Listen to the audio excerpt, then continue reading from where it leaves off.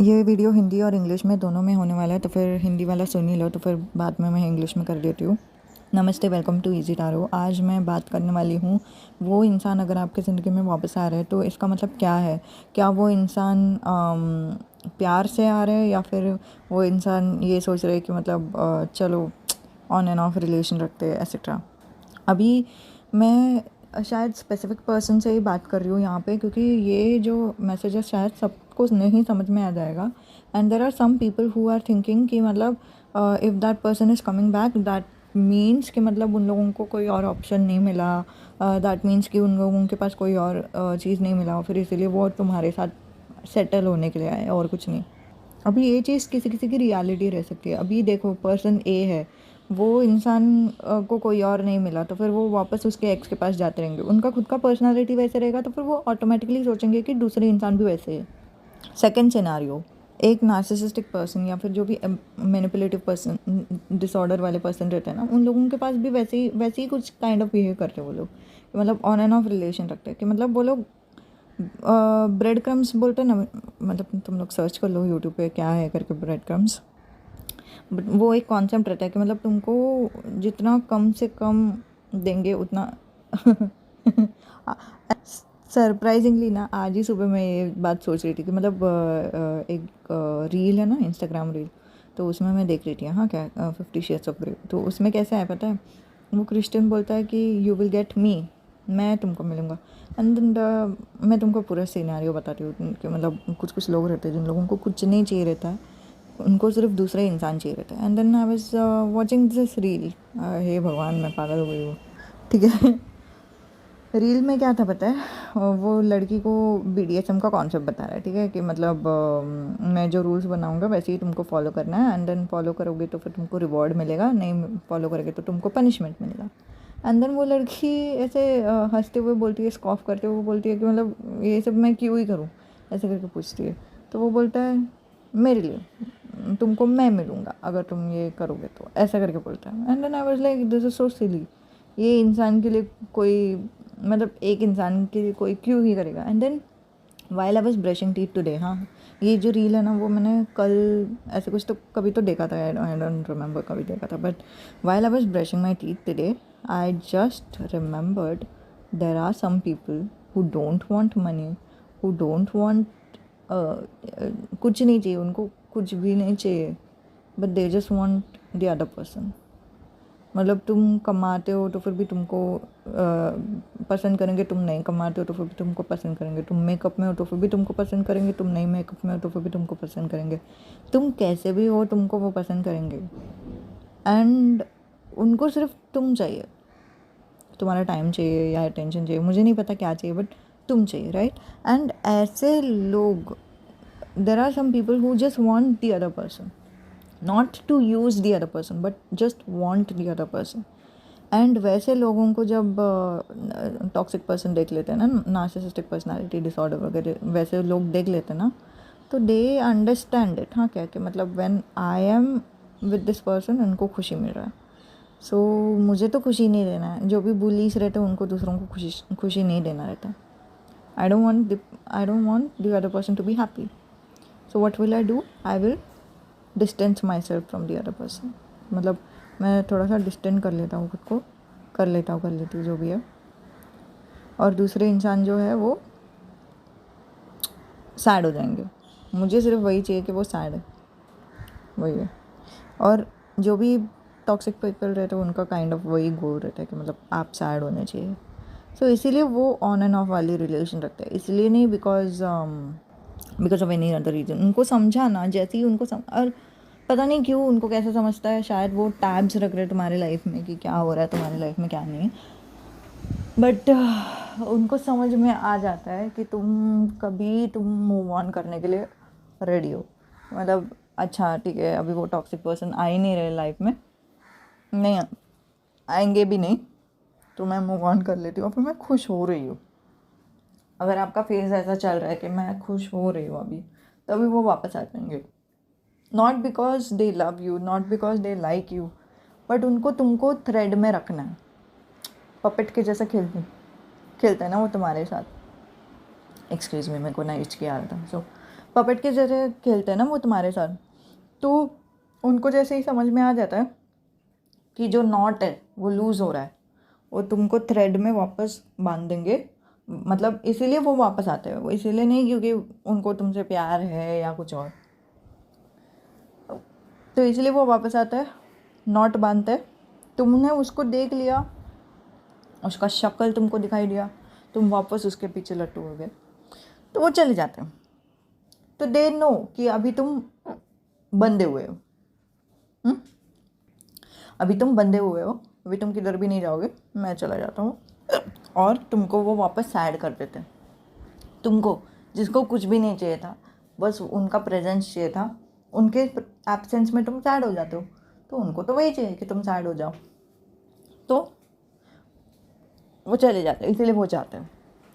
And अगर एक इंसान है जिन्होंने टॉक्सिक पर्सन को एक्सपीरियंस किया है उनके लाइफ में, and then they have understood, they have come to a realization कि वो इंसान प्यार से नहीं आ रहे वापस, रियल ट्रू लव से नहीं आ रहे। मतलब मुझे प्यार होता है जब वो आते, मेरे अंदर से प्यार जगती है, बट वो इंसान के मन में प्यार से वो नहीं आ रहे मेरे पास, उस इंसान के मन में मेरे लिए प्यार नहीं है।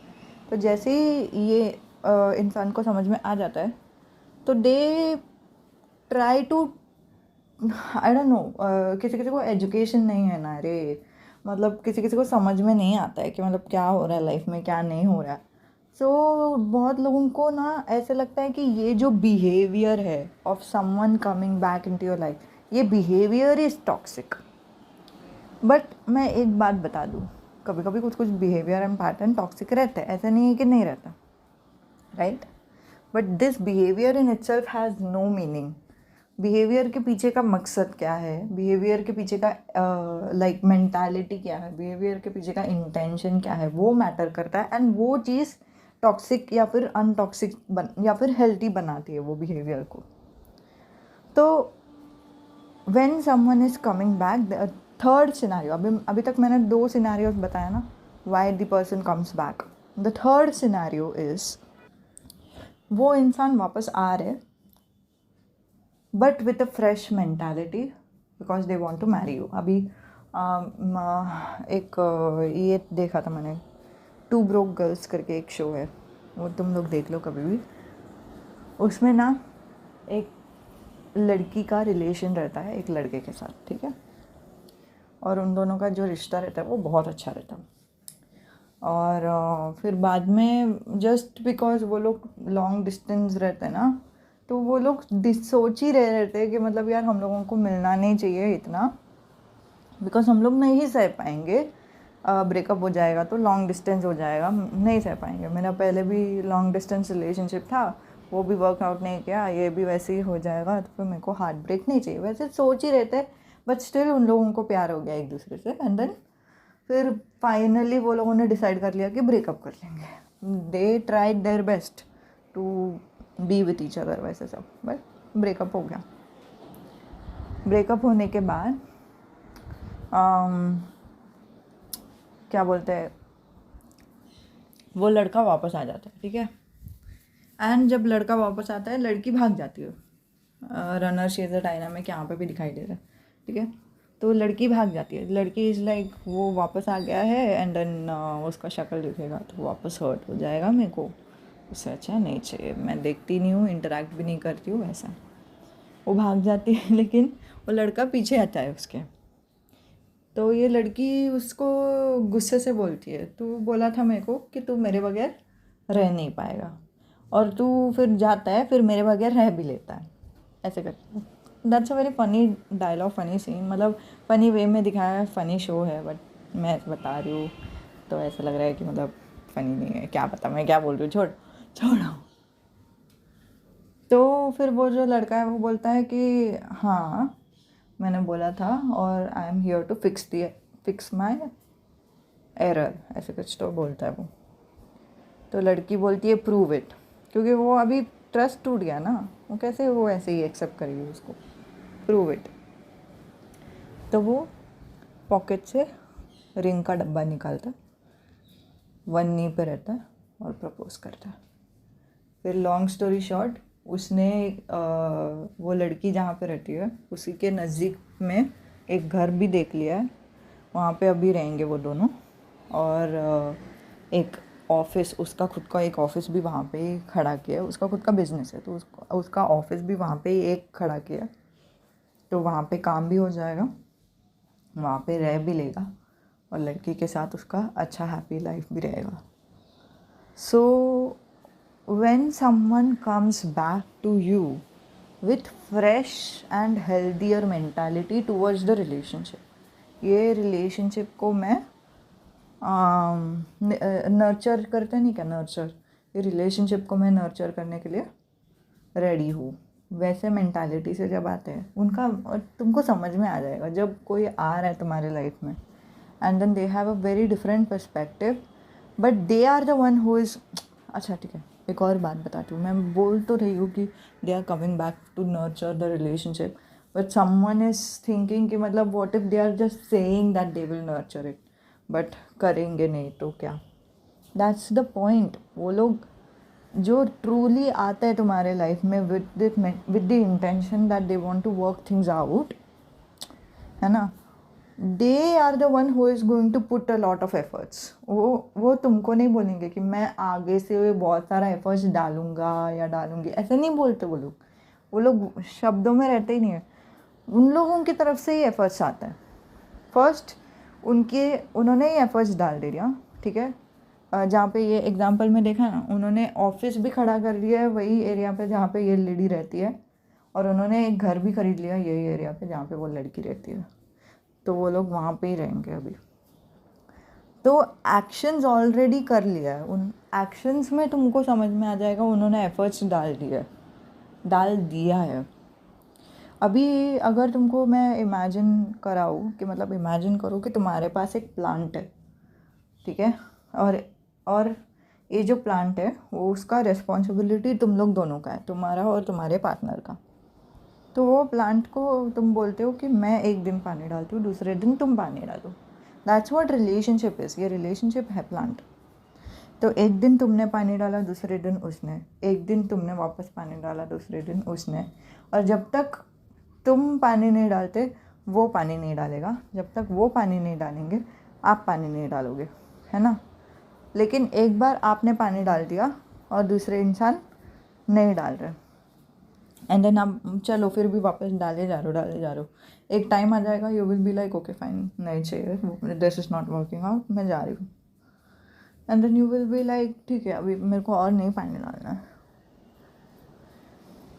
फिर ना वो पानी डाल रहे हैं ना आप पानी डाल रहे हो, ये जो रिलेशनशिप है वो उसको कोई नर्चर नहीं कर रहा है, दोनों का ब्रेकअप हो गया इन अदर वर्ड्स।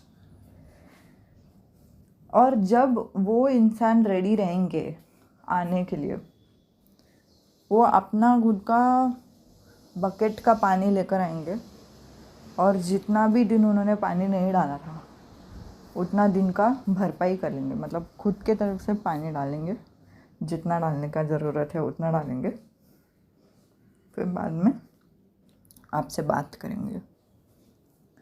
वो जब आपसे बात होगी और जब आप वो प्लांट को देखने जाओगे तो वो प्लांट ऑलरेडी हरा रहेगा, वो सूखा हुआ नहीं रहेगा। आपने सूखा हुआ छोड़ दिया था, अभी आप प्लांट को देखोगे प्लांट हरा रहेगा।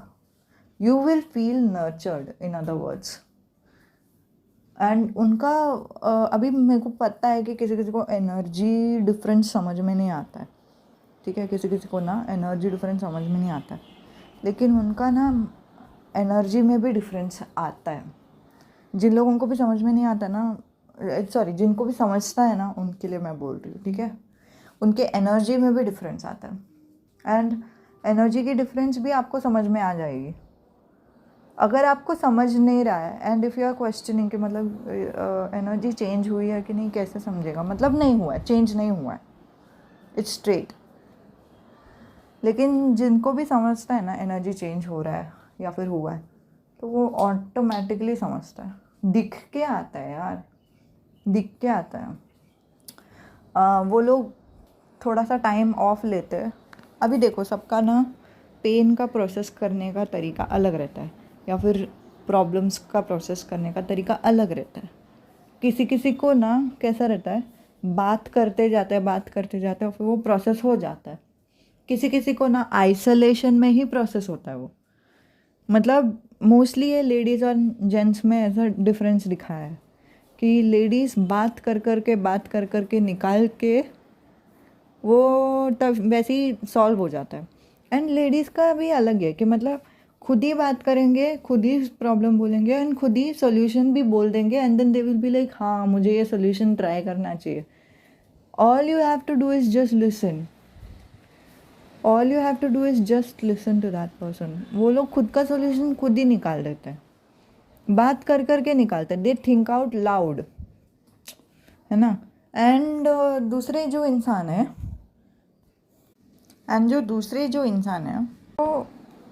वो अपने ही दिमाग में रहते हैं, उनको तुम अकेला छोड़ दो, ठीक है। मेल में ऐसे ज़्यादातर देखा गया वो अकेले रहेंगे, या तो फ़ोन स्क्रॉल करते बैठेंगे, नहीं तो बार में जाएंगे, बार में जाके एक एक ड्रिंक लेंगे या कुछ भी, अकेले रहेंगे, किसी से बात नहीं करने का मन करेगा। और फिर किसी किसी लेडीज़ में भी वैसे पर्सनालिटी देखा गया है कि मतलब किसी से बात नहीं करना है, कुछ नहीं करना है, अकेले रहेंगे and then they will automatically come out of it. Next time उनको देखोगे तो फिर वो फ्रेश दिखाई देंगे and then you will be like क्या हो गया, क्या ही डिफरेंस हो गया, तुमने किसी से बात किया, तुमने कुछ किया क्या, थेरेपी किया क्या? नहीं, कुछ नहीं किया, वो सिर्फ अकेले में थे, अपना दिमाग से सोच रहे थे कि क्या, मतलब दिमाग ही दिमाग में थे and then they fixed it. They मतलब कुछ लोग आइसोलेशन में ही खुद को हेल्प करते हैं एंड जिन लोगों का न्यूमरोलॉजी में नंबर 7 या फिर 9 रहता है ना, उन लोगों को आइसोलेशन में ज़्यादा बेटर लगता है। और किसी किसी लोगों को जैसे न्यूमरोलॉजी 2 हो गया, है ना, उन लोगों को इसमें ज़्यादा अच्छा लगता है, क्या बोलते हैं, बात करके ज़्यादा अच्छा लगता है, रिलेशन में ज़्यादा अच्छा लगता है। पीपल चाहिए तभी वो ठीक होंगे। तो सबका खुद पेन को प्रोसेस करने का या प्रॉब्लम को प्रोसेस करने का तरीका अलग है। तो जो इंसान ब्रेकअप करते टाइम आप लोगों के लाइफ में प्रॉब्लम्स था, ब्रेकअप हो गया, वो इंसान वापस आते टाइम जब सुबह का भूरा शाम को आता है तो वो भूरा नहीं रहते है करके बोलते नहीं क्या, now maybe I am pronouncing it wrong but समझो मैं क्या बोलती हूँ। So that person, that is the same person who is coming back, but उनके एनर्जी में ऐसा शिफ्ट दिखाई देता है ना, they are calmer than before, they are healthier than before, mentally also. Mental health दिखाई नहीं देता है, आई नो, बट जिनको भी एनर्जी समझ में आती है ना उनको समझ में आ जाएगा। मैं वही बोल रही हूँ, इसे ये सिर्फ उन लोगों के लिए जिनको एनर्जी समझती है, मोस्टली एम्पैथ्स को समझ में आ जाएगी। कुछ लोग हैं जिनको समझता है energy, they will be calmer than before and उनके बातों में समझेगा कि मतलब they are talking very kindly, nicely, patiently. They are more patient than before. And they are the one who brings the solution to the table. वो ही आपको बोलेंगे कि actually I was wrong in this one, you are right in that one, या फिर we will work it out this way and ये सब हो गया, जो प्रॉब्लम था वो सब फिक्स हो गया। ऐसे तो अगर वो प्रॉब्लम बातों बातों में फिक्स होता है तो बात करके फिक्स कर लेंगे। अगर वो प्रॉब्लम क्या बोलते हैं कुछ एक्शंस में फिक्स होता है तो वो एक्शंस करके फिक्स कर लेंगे। लेकिन अगर दोनों कॉम्बिनेशन से ही फिक्स होता है तो दोनों कॉम्बिनेशन लेकर आएंगे टेबल पे एंड तभी आपको समझ में आ जाएगा कि this person have changed, this is not the same person who left, this is a different person who came back to me. And आपके नर्वस सिस्टम को समझ में आ जाएगा। जिनको भी एनर्जी नहीं समझते हैं ना उनके लिए आपका नर्वस सिस्टम ही काम हो जाएगा। जैसे ही आप काम महसूस कर रहे हो आपको समझ में आ जाएगा कि मतलब this is a different dynamic of the relationship. So just अभी देखो मैंने 3 सिनेरियोज बताए कि why the other person comes back, right. उन out of 3 only one scenario, only the last scenario is the one where it is love based. They are coming because of love. they are coming because they want to work on the relationship. They are coming because of respect. Only 1 out of 3 is the reason for love. And ये scenarios में ज़्यादातर reconciliation होता है, reunite होता है, reunion होता है. And even for those people who are in a twin flame journey यही चीज़ होती है. ठीक है, सो अभी के लिए इतना ही. आई होप आपको समझ में आ गया हो. ठीक है, नमस्ते, अलविदा. जो भी आपका क्वेश्चन है नीचे लिख दो, बाद में देख लेंगे. ठीक है, नमस्ते, अलविदा.